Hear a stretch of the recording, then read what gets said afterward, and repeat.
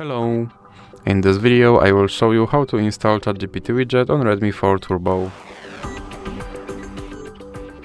So you have to start by opening your Google Play Store, then click on search bar and type in Wally AI and click search, and then click install.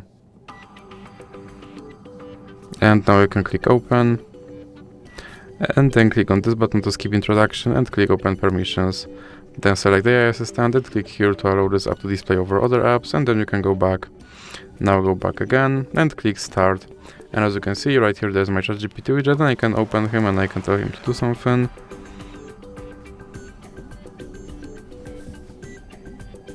And as you can see, he responded. And now you can remove him from your screen by dragging him into the X icon in the middle. So that's it for this video. If you liked it, please remember to leave a like and subscribe.